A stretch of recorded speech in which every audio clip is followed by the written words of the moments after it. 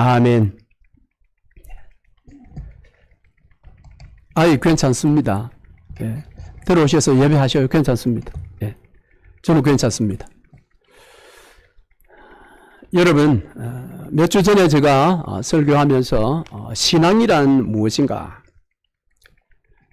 그것은 끊임없이 시각 바꾸기다. 그렇게 말씀을 드렸어요. 이 신앙이라는 것은 다른 것이 아니라 우리 눈에 보이는 것을 보는 것에서 보이지 않는 것을 보려고 끊임없이 시도하는 그러한 노력. 그것이 신앙입니다. 여러분 어떻습니까?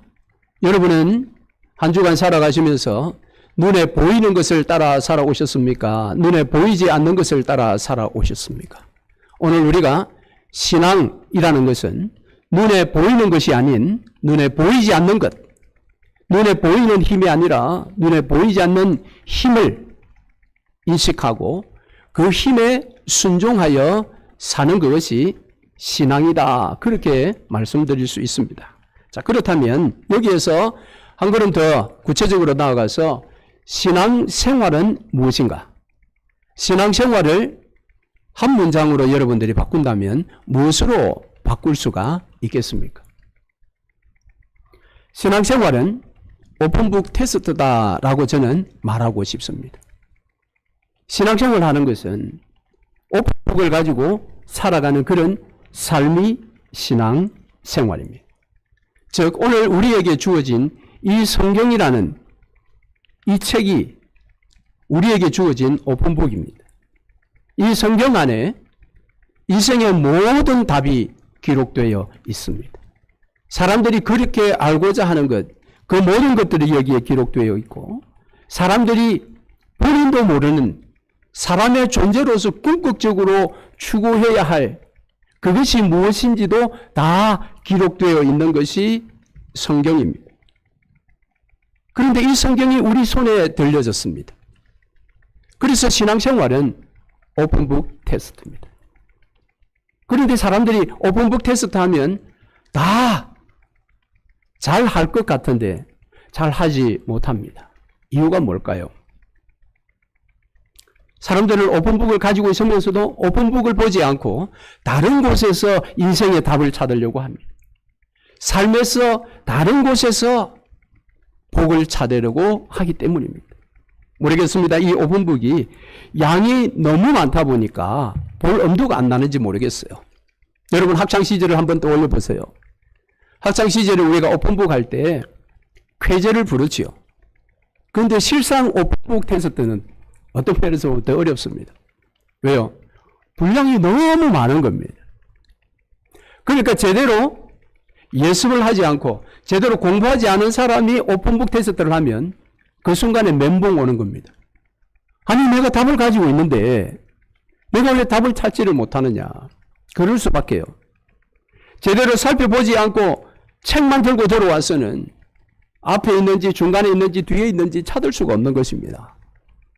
그렇다면 오늘 저와 여러분의 신앙의 실력은 바로 이 오픈북이라고 하는 성경을 얼마나 많이 알고 있느냐, 그것이 신앙의 실력입니다. 여러분의 신앙의 실력은 어떻습니까?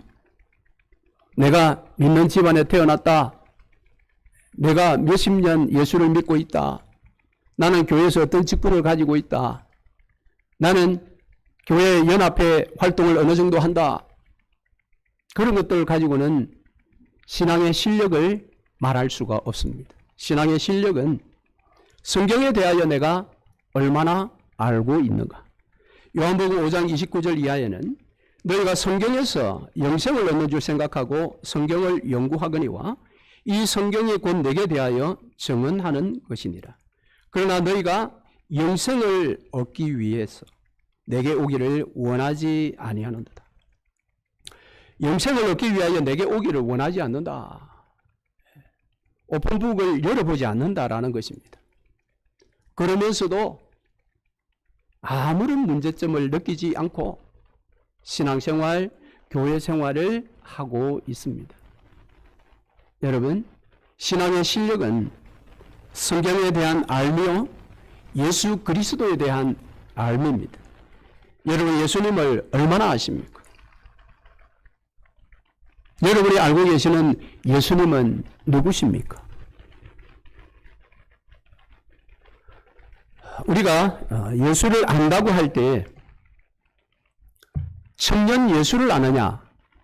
청년 예수 안에 담겨져 있는 메시아 예수, 청년 예수 안에 담겨져 있는 하나님 아들로서의 예수.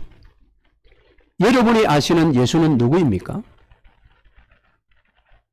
많은 경우 성도들은 청년 예수를 압니다. 2000년 전에 이 땅에 오셨고 30년 동안 가정을 돌보시고 그 이후에 3년 반을 제자들과 함께 다니시면서 복음을 전하셨던, 이스라엘 땅에 거주하셨던 청년 예수. 물론 그 청년 예수도 우리가 알아야 됩니다. 그러나 정말 우리가 알아야 할 예수는 청년 예수 안에 담겨져 있는 메시아 예수, 하나님의 아들 예수를 알아야 합니다. 청년 예수 안에 담겨진 메시아 예수를 모를 때 여러분 그는 예수를 제대로 아는 것이 아닙니다.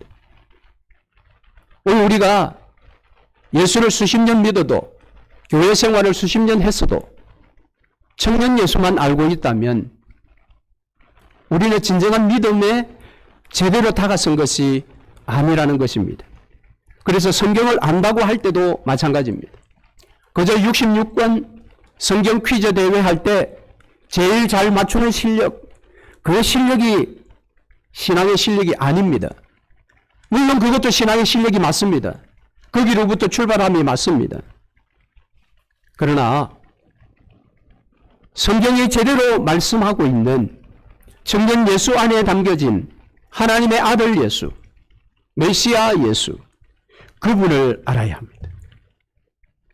그런데 그분을 아는 것이 얼마나 어려운지 오늘 이 제자들은 3년 반 동안 예수님과 동거동당 먹고 마시며 직접 청년 예수의 음성을 들으며 훈련을 받은 자들입니다. 이제 마지막 시간이 다가왔습니다. 이 밤이 몇 시간 지나고 나면 예수는 십자가에 올라가셔야 합니다. 예수님께서 이제 십자가를 지시기 몇 시간 전에 이 제자들을 불러서 마지막 지금 제자 훈련을 하고 있습니다. 막바지 가르침입니다. 이제 몇 시간 후면 더 이상 청년 예수, 메시아 예수가 그들을 가르칠 수 없는. 그래서 예수님께서 이제 마지막 그 시간에 이 제자들을 불러놓고 이제 가르치는데 다음 주에 볼 요한복음 17장에는 예수님의 대제사장의 기도가 나옵니다. 이 제자들을 위한 대제사장적인 기도를 하시게 됩니다. 자, 그러면 이 가르침 메시지를 설교에 비유를 한다면 오늘 본문은 설교의 마지막 결론입니다. 이제 마지막 설교의 결론을 맺으시고 17장에 드디어 제자들을 위해서 기도하시는 것입니다. 그러니까 오늘 본문의 말씀은 정말 예수께서 말씀하시고자 하는 그 마지막 가장 핵심적인 부분을 다시 한번 언급을 할 수밖에 없습니다. 3년 반 동안 훈련받았고 이제 이 밤에 마지막 예수의 그 엑기스의 교훈을 듣고 있는 제자들. 이 제자들은 과연 이 말씀 앞에, 이 메시지 앞에 어떤 반응을 보였을까요? 오늘 본문에는 제자들의 반응이 등장합니다. 그 반응을 함께 살펴보면서 우리가 오늘 받을 교훈이 무엇인지를 함께 붙들려고 합니다. 예수님은 13장부터 제자들에게 마지막으로 가르치시면서 당신이 가신다고 말씀을 하셨어요. 그리고 성령을 보내주시겠다. 그렇게 말씀을 하십니다. 그 마지막 설교의 큰 주제가 예수의 가심과 성령의 오심입니다. 그런데 이 설교를 듣는 마지막 훈련을 받는 제자들 마음속에 예수께서 가신다라는 여기에 필이 꽂혀버렸어요. 그래서 마음속에 근심이 찾아온 것입니다.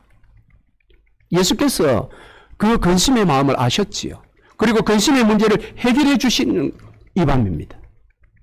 그래서 지난주 우리가 말씀을 나눈 것은 예수께서 가시지만 당신의 가심이 너희들에게 유익이 될 것이다. 왜? 내가 가서 아버지로부터 성령을 보내주실 터인데 그 성령이 오시면 너희들을 진리 가운데로 인도하실 것이요. 그 성령이 오시면 이 세상을 심판하게 될 것이다. 그렇게 말씀을 하셨어요. 그렇습니다. 제자들은 지금 예수께서 가심으로 말미암은 세상의 반응은 무엇이라고 했습니까? 그들을 미워할 것이라고 했습니다. 심지어 함께 믿는다는 그 공동체 속에서 그들을 출교할 것이요, 심지어 그들을 죽일 것이다. 그렇게 말씀하셨습니다. 근심이 더 깊어졌습니다. 그때 예수께서 근심치 말라. 내가 가는 것이 너희에게 유익이 될 것이다. 왜?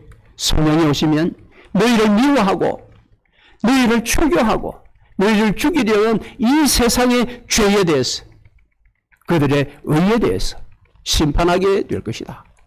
그러니까 염려 말라.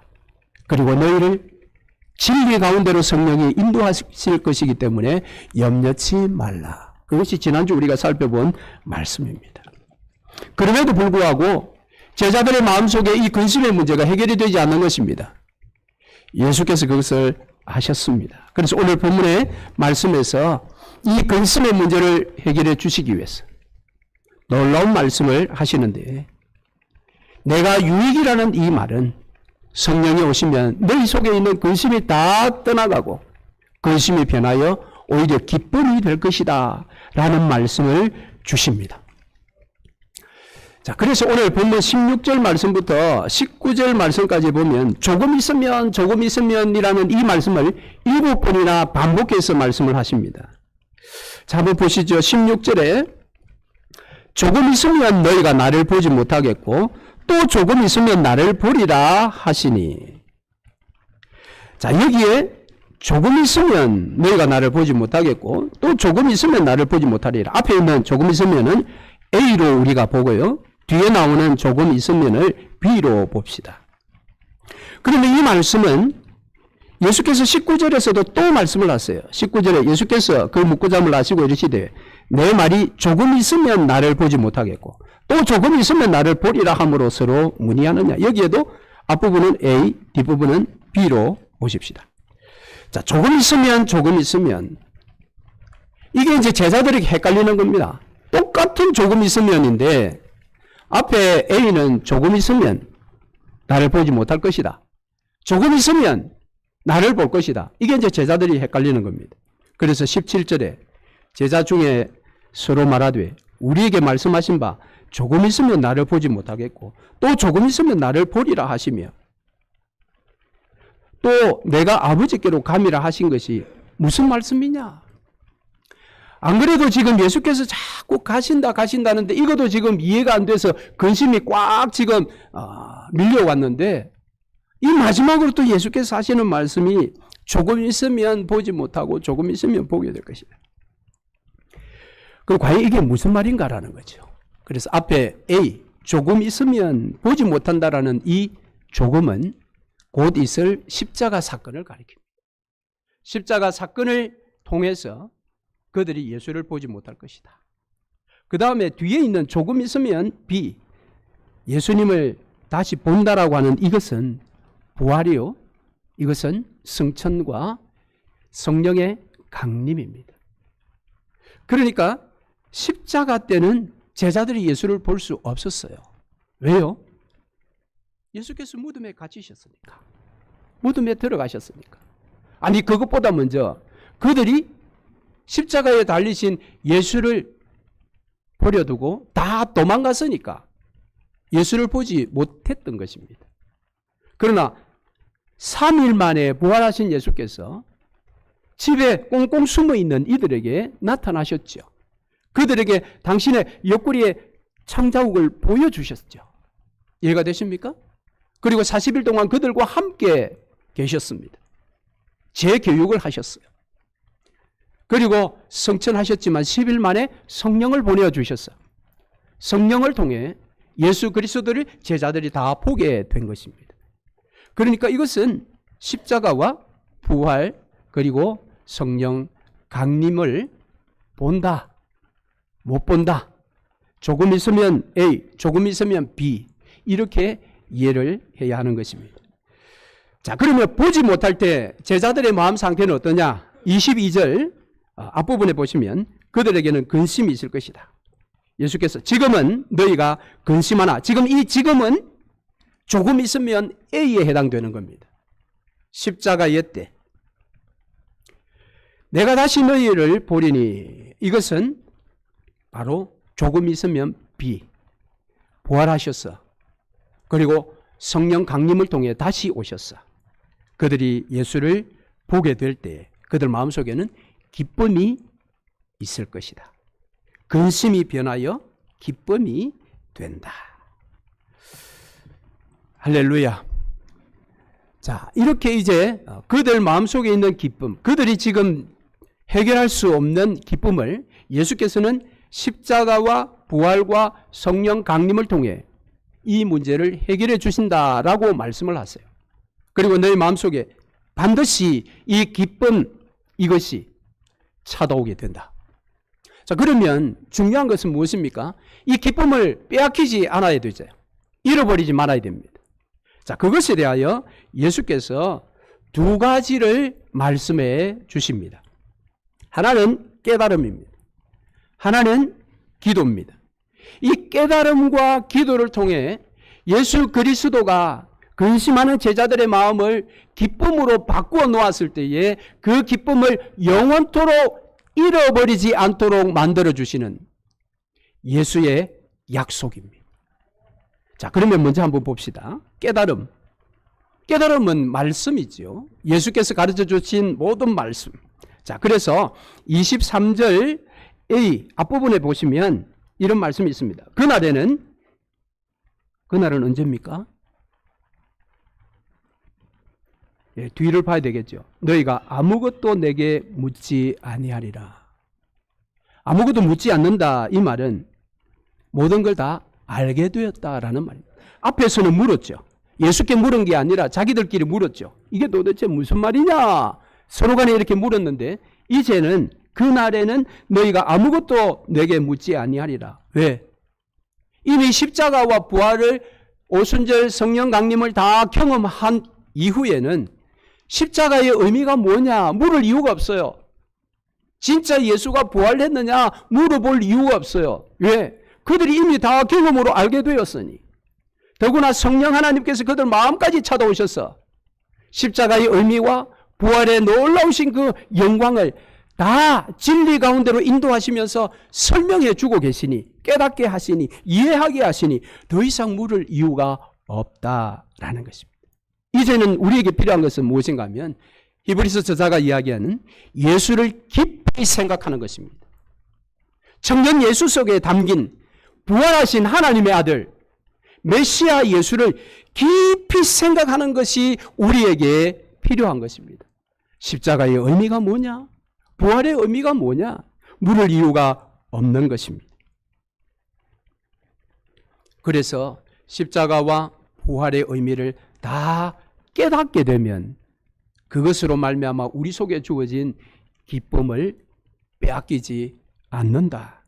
할렐루야. 23절 하반절에는 기도의 이야기를 하지요. 내가 진실로 진실로 너희에게 이르노니 너희가 무엇이든지 아버지께 구하는 것을 내 이름으로 주시리라. 내 이름으로 주시리라.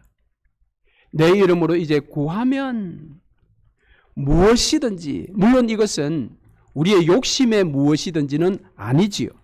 왜냐하면 이미 십자가와 부활을 통해 예수 그리스도의 놀라우신 그 구원 사역을 알았기에 더 이상 자기 중심의 기도하는 것이 아니라 예수 중심의 기도를 할 수밖에 없어요.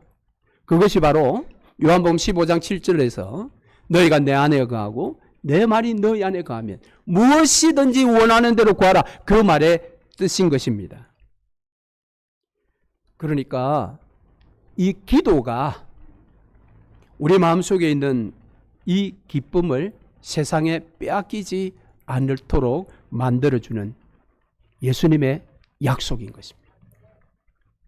얼마나 놀랍습니까? 여러분, 오늘 우리가 이미 2000년 전에 역사 속에 일어났던 예수 그리스도의 십자가와 그분의 부활과 성령의 강림을 우리가 믿는다고 하면서 왜 우리 속에 오늘 이 시대 살아가면서 기쁨보다는 마음의 근심이 더 많습니까? 왜 하나님 앞에 나와서 예배하는데도 우리의 얼굴은 어둡고 우리 얼굴은 근심에 잔뜩 이렇게 사로잡혀 있는 모습입니까? 왜 그렇습니까? 집도 아니요, 다른 어떤 음식점도 아니요, 다른 공연장도 아니요, 주님이 지금 이곳에 찾아오신 이 놀라운 예배당에 와서 그 하나님을 만나는 예배의 시간에 우리의 몸이 왜 이렇게 처져 있느냐라는 것입니다. 왜 이렇게 근심이 우리를 지배하는 듯한 그런 모습인가라는 것입니다.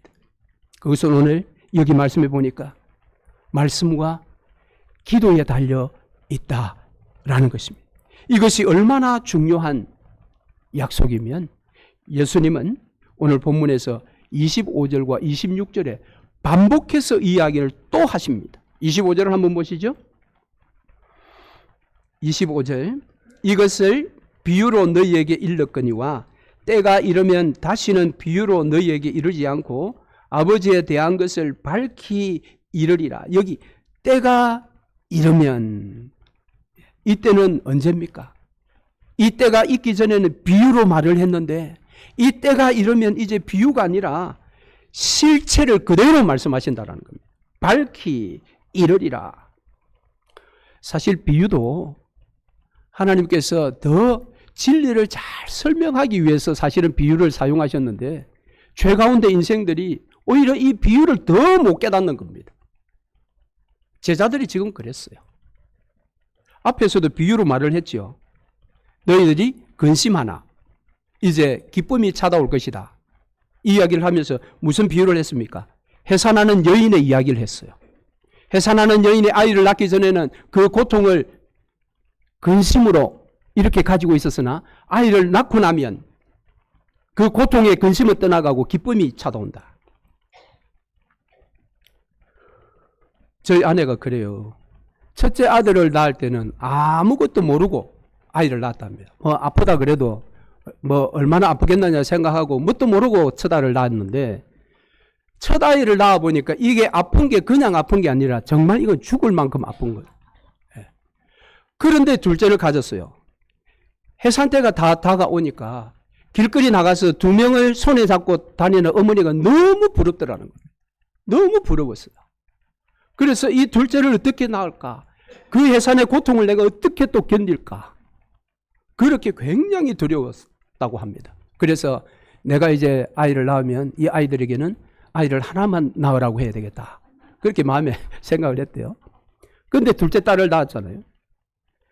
낳고 났는데 놀라운 것은 셋째를 또 가졌어요. 어떻게 그게 가능합니까? 그렇게 이야기를 하더라고요. 정말 낳기 전에는 첫 번째는 뭣도 모르고 낳았고 둘째는 죽을 것 같은 두려움을 가지고 낳았는데 신기한 거는 낳고 나면 얼마나 아팠는지 다 잊어버린다는 거예요. 여러분 그렇습니까? 잊어버리니까 셋째를 가지지 잊지 않으면 누가 셋째를 그런 비유를 들어 이야기했는데 이제는 이런 비유를 하지 않고 실상을 그대로 밝히 드러내겠다. 그런데 그 일을 위해서 26절 무엇이라고 이야기합니까? 26절에 그날에 또 그날의 때를 이야기하잖아요. 너희가 내 이름으로 구할 것이요 내가 너희를 위하여 아버지께 구하겠다 하는 말이 아니니 이 내가 너희를 위해서 구해 대신 기도하겠다라는 것이 아니라 너희들이 직접 기도하게 될 것이다. 내 이름으로. 사실 이전까지는 제자들이 예수의 이름으로 그렇게 기도를 안 했어요. 왜? 예수님이 옆에 계시니까 굳이 예수의 이름으로 대신 내가 기도할 이유가 없는 거예요. 그래서 예수께서 겟세마네 동산에서 그 처절한 기도의 시간을 가질 때 제자들은 졸고 있었다라고 이야기하지 않습니까? 그러나 이제 그들 스스로 예수의 이름으로 기도하게 될 것이다. 될 것이다. 그러니까 25절에서는 때가 이르면 모든 것이 밝히 드러나기 때문에 너희들이 말씀에 대해서 모든 걸 알게 될 거다. 깨달을 것이다.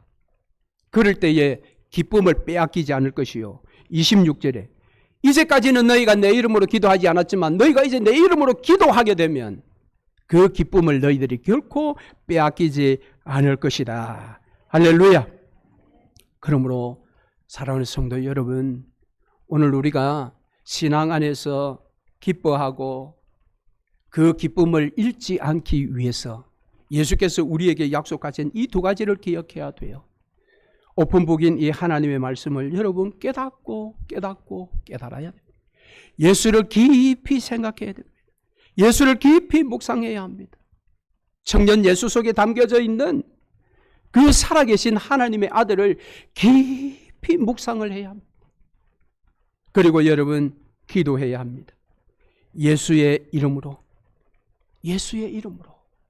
우리가 기도하게 될 때, 이 기도는 여러분 앞서 말씀드린 것처럼 십자가와 부활을 제대로 깨달은 사람은 세상 사람들이 원하는 그런 내용을 가지고 기도하는 것이 아니라 주님께서 우리에게 가르쳐 주신 주기도를 가지고 그의 이름과 그의 나라와 그의 뜻을 위하여 여러분 간절히 기도하게 되는 것입니다. 그리고 일용할 양식을 위해서, 그리고 용서에 대해서, 그리고 악으로부터의 보호를 위해서 우리가 기도하게 될 때 그 기도가 우리의 기쁨을 지켜줄 줄로 믿습니다. 이제 막바지 가르침을 주시고 예수께서 오늘 본문 28절에 당신의 미션에 대해서 말씀을 하셨어요. 예수의 미션은 이것입니다. 28절. 내가 아버지에게서 나와 세상에 왔고 다시 세상을 떠나 아버지께로 가노라.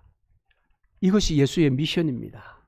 성육신 아버지로부터 이 땅에 보냄받고 이 땅에 와서 여기에 생략된 부분이 있죠. 십자가와 부활의 놀라운 일을 하고 내가 성천하여 다시 아버지께로 내가 돌아간다. 이것은 예수 그리스도의 놀라운 이 미션인 것입니다. 이제 내가 이 미션을 완성하고 내가 가기 때문에 내가 약속대로 성령을 너희에게 보내어 줄 것이다. 그 성령이 오면 너희에게 내가 가르쳐준 모든 것을 기억나게 할 것이다. 모든 깨달음을 너희들이 얻게 될 것이다. 그리고 너희가 기도할 수 있도록 기도의 은혜와 능력을 주시며 기도의 자리로 인도할 것이다. 이렇게 예수께서 말씀을 하십니다. 자, 이때 이제 제자들의 반응이 나와요.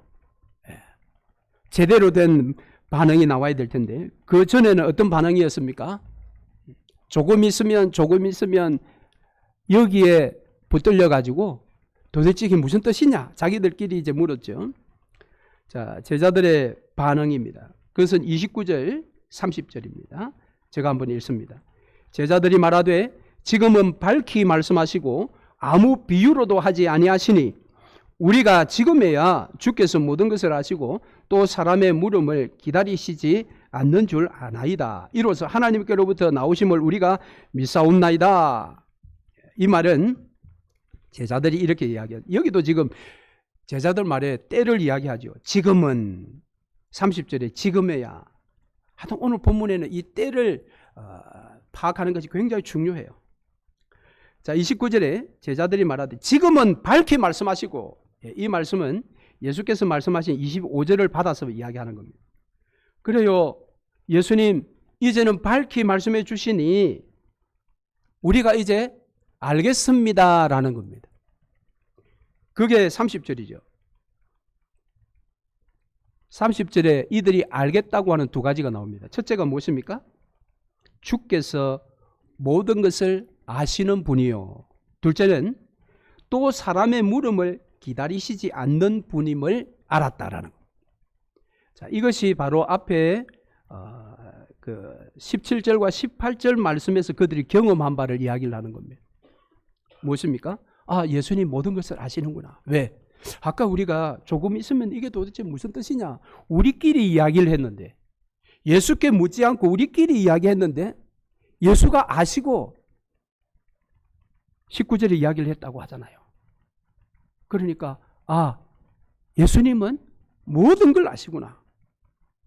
그리고 또 하나는 예수님은 사람의 물음을 기다리시는 분이 아니구나. 왜?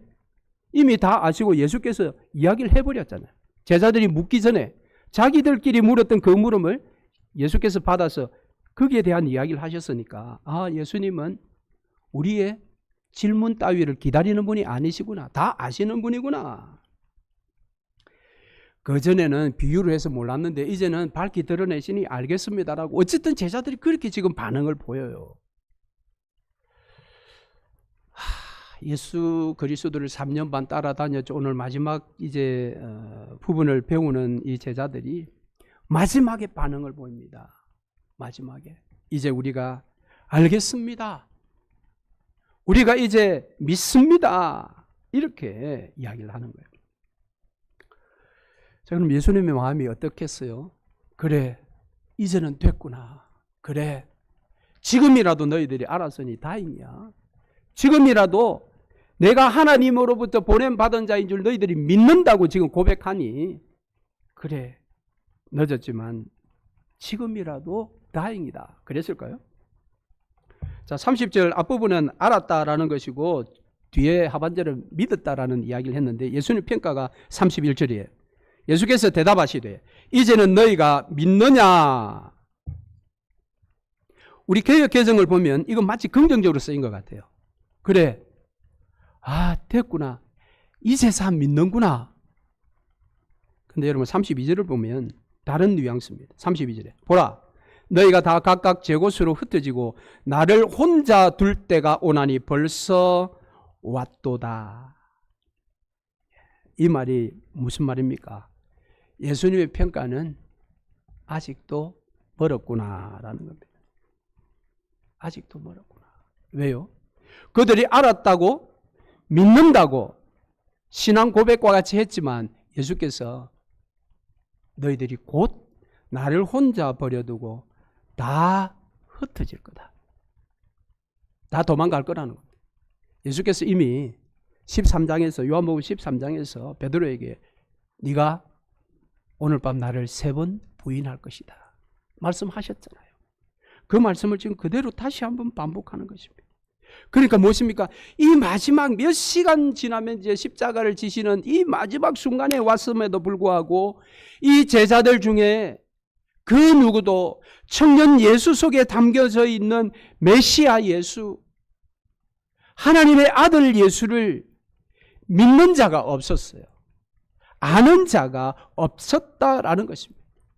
그들은 안다라고 말했고 믿는다라고 이야기했지만 아닌 거예요. 아니에요. 여전히 모르고 있습니다. 그것이 언제 드러납니까? 십자가 앞에서 드러나는 거예요. 지금 이 밤에는 드러나지 않았어요. 누가 들으면 그것은 진실로 받아들일 만한데 몇 시간 뒤에 예수가 십자가에 올라가셨을 때 그들은 다 도망갔습니다. 무엇입니까? 우리가 예수를 안다고 할 때 그 알은 십자가 앞에 섰을 때만이 알의 진정성이 드러나는 것입니다. 내가 예수를 믿는다라는 나의 신앙 고백은 내 삶의 십자가 그 고난 앞에 서 봐야 그때 내가 믿는다라는 그 믿음이 진실인지 아닌지가 드러나게 된다라는 것입니다. 여러분, 예수님의 마음이 어떨까요? 이 마지막까지 와서 제자들 자기들이 고백한 것처럼 이전에는 비유를 했는데 이제는 다 드러내서 알려주시는군요.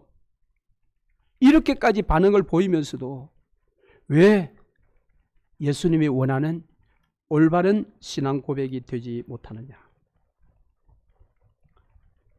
여러분, 예수님께서 이런 마음으로 지금 십자가에 올라가실 마음이 생기겠습니까?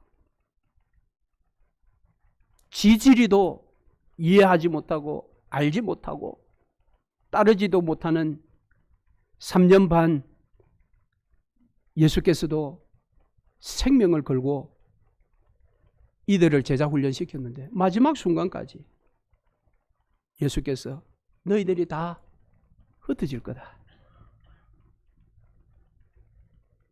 그런데 놀랍게도 예수님은 이 제자들에게 십자가를 경험하기 전에 부활을 그들이 목도하기 전에 그 십자가와 부활을 경험한 최상의 믿음을 요구하지 않았다라는 것입니다.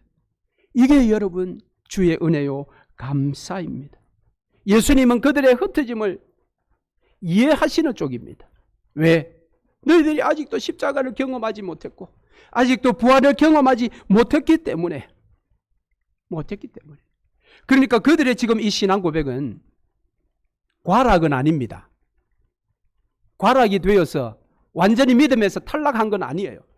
그저 턱걸이로 합격만 된 겁니다. 이해가 되십니까? 이것은 구약의 스가랴가 예언한 예언의 성취이기 때문입니다. 스가랴 13장 7절 만군의 여호와가 말하노라 칼아 깨어서 내 목자 내 짝된 자를 치라 목자가 치면 양이 흩어지려니와 작은 자들 위에는 내가 내 손을 들이우리라. 그러니까 예수께서 지금 이 제자들의 신앙 고백, 마지막 이 밤에 제자들이 고백한 이제 알았습니다, 이제 믿습니다 라고 하는 이 신앙 고백을 과락으로 처리한 것이 아니라 턱걸이로 합격시킨 것입니다. 그걸 인정한 거예요. 증거가 뭐냐? 17장 8절을 한번 보십시다. 요한복음 17장 8절 나는 아버지께서 내게 주신 말씀들을 그들에게 주어 사오며 그들은 이것을 받고 내가 아버지께로부터 나온 줄을 참으로 아오며 아버지께서 나를 보내신 줄도 믿어 사옵나이다. 예수께서 이 제자들을 위해서 기도할 때 방금 그들이 안다고 했던 것, 믿는다고 했던 그것을 하나님께 지금 고백하고 있는 거예요. 하나님께서 나에게 주신 말씀으로 내가 저들을 잘 3년 반 동안 이끌었는데 보세요. 그들이 내가 아버지께로부터 온 줄을 알고 그들이 내가 아버지께서 보내신 자인 줄 믿습니다. 예수께서 아버지 하나님께 이렇게, 이건 그거죠. 하나님, 저들이 과락이 아니라 겨우 합격했습니다. 겨우 합격했습니다. 그러니까 제자들은 믿음은 연약했지만, 작았지만 그들의 믿음은 바른 믿음이었어요. 진짜 믿음이었어요.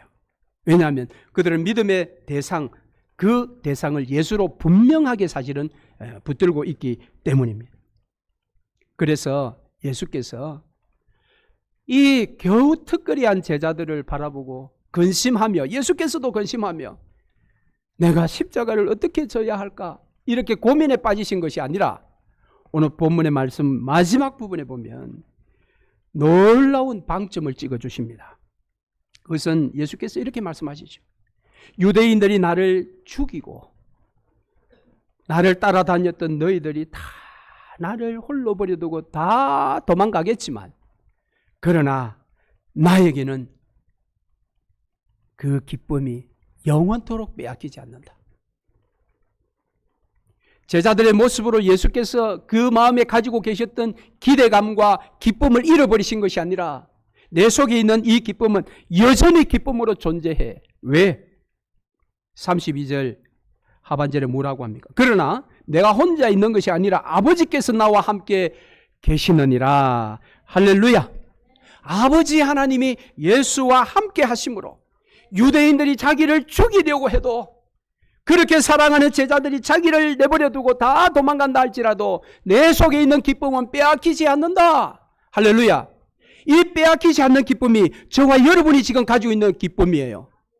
오늘 세상이 우리를 미워하고 세상이 우리를 공격하고 세상이 우리를 그렇게 죽은 가운데로 몰아간다 할지라도, 아니 믿는 자들조차도 나를 알아주지 아니하고 교회조차도 나를 알아주지 않는다 할지라도 내가 십자가를 지신 예수, 부활하신 예수, 그 예수님과 영원토록 함께 할 수만 있다면, 그분이 영원토록 내가 너희를 떠나지 아니하리라 임마누엘의 약속을 주셨기에 그 약속이 오늘도 내가 믿음으로 붙들고 있다면 내 속에 있는 기쁨은 사라지지 않습니다.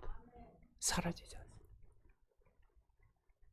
성도들이 신앙생활할 때 제일 충격받는 건 세상으로부터 충격받는 게 아니라 교회로부터 받는 충격이에요. 교회 성도들로부터 받는 그 일이 성도에게 가장 큰 충격입니다. 그래서 성도들 간에 이 다툼 가운데서 일어난 그것은 결국 교회를 떠나는 그런 일들까지도 일어나는 것입니다. 그러나 여러분, 세상은 물론이요, 교회까지 나에게 이 예수님과 같은 그런 대우를 받게 한다 할지라도 내가 예수 그리스도의 십자가와 부활과 성령 강림을 내가 제대로 말씀을 통해 깨닫고 그 깨달은 바 말씀 붙들고 늘 기도하는 자이면 결코 이것을 빼앗길 수 없고, 예수의 이름이 무엇입니까? 그의 이름이 임마누엘이에요. 성령으로 세상 끝날까지 우리와 함께 하시는 예수를 생각한다면 그 어떠한 삶의 상황이 내 속에 있는 이 기쁨을 빼앗아갈 수가 없습니다. 그래서 예수께서 오늘 결론적으로 33절에 이렇게 선언합니다. 33절 말씀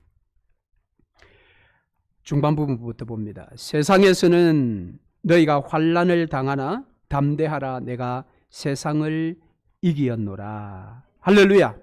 예. 이것은 예수님의 최종적인 선언입니다. 너희가 말씀의 깨달음으로 너희가 하는 기도로 이 기쁨을 빼앗기지 않겠으나 그 중에서도 기억해라. 내가 세상을 이겼다. 내가 세상을 이겼다. 예수께서 세상을 이겼기 때문에 이긴 자가 누리는 그 기쁨, 그 평안이 우리에게 찾아왔습니다. 그런데 이 평안과 이 기쁨은 제자들처럼 도망간다고 해서 그 기쁨을 유지할 수 있는 게 아닙니다. 예수를 부인한다고 해서, 흩어진다고 해서 기쁨을 유지할 수 있는 것이 아닙니다. 기쁨을 유지할 수 있는 것은 예수께서 이기셨다라는 사실을 나의 이김으로 받아들이는 것입니다. 할렐루야. 여러분, 우리가 운동을 시청할 때, 경기나 운동을 시청할 때 이미 결과가 나온 것 시청을 다시 하면, 재방송을 보면 여러분 마음의 평정심을 잃을 이유가 없지요. 어떤 위기가 와도 결과를 아니. 그 최종적인 결과는 예수님의 마지막 선언입니다. 내가 세상을 이기었노라. 할렐루야. 그래서 이 요한복음을 기록한 요한은 요한일서 5장 4절에서 이렇게 이야기했습니다. 무릇 하나님께로부터 난 자마다 세상을 이기느니라. 세상을 이기는 승리는 이것이니 우리의 믿음이니라. 예수께서 하나님의 아들이심을 믿는 자가 아니면 세상을 이기는 자가 누구냐? 말씀을 맺겠습니다. 신앙생활은 결론을 알고 사는 것입니다. 그것이 오픈북 테스트입니다. 결론이 무엇입니까? 내가 세상을 이기었노라. 너희를 미워하는 세상, 너희를 출교시키는 세상, 너희를 죽이려고 하는 세상, 이제 내가 이겼노라. 이 결과를 붙든 제자들이 사도행전에 들어가면 완전히 새 사람들이 됩니다. 복음서에서 그들은 다 복음 앞에서 십자가 앞에서 도망가던 자들이었는데 이제 사도행전에는 세상이 감당할 수 없는 사람으로 변화되었습니다. 왜 이렇게 되었습니까? 그들이 조금 있으면 A를 경험했어요. 예수께서 붙잡히시고 재판을 받으시고 십자가에 달려 돌아가시는 조금 있으면 A, 이 십자가를 그들이 경험했어요. 그리고 조금 있으면 B를 그들이 목도했습니다. 약속대로 사흘 만에 부활하신 예수 그리스도, 약속대로 10일 만에 이 땅에 오신 성령 하나님, 그들이 알고 그들이 경험했기 때문에 이제 그들은 세상을 이기는 자로 기쁨을 가지고 변함없이 살아갈 수 있게 된 것입니다. 이때 여러분, 세상은 어떻습니까? 조금 후에 세상은 예수를 십자가에 매달아 죽였기 때문에 그들은 거짓 기쁨에 사로잡혔습니다. 그러나 조금 후에 그 세상은 예수가 사흘 만에 부활함으로 그 예수가 모든 모든 인생의 참된 임금이라는 사실을 깨달았기 때문에 이제는 근심과 애통이 그들을 지배하게 된 것입니다. 그래서 지금 세상은 거짓 기쁨이 아니라 애통과 근심이 지배하는 곳이 세상인 것입니다. 그런데도 여러분, 세상을 주목하시겠습니까? 아닙니다. 오늘 우리는 세상이 주는 거짓 승리에 취하지 말아야 됩니다. 세상이 주는 거짓 패배감에 굴복하지 말아야 합니다. 주님은 우리에게 내가 세상을 이겼노라. 그러니 말씀과 기도를 붙들고 기쁨을 늘 유지하며 이긴 자로 살기를 원하십니다. 그런 삶을 살아내시는 복된 한 주간 되시기를 주의 이름으로 축원합니다.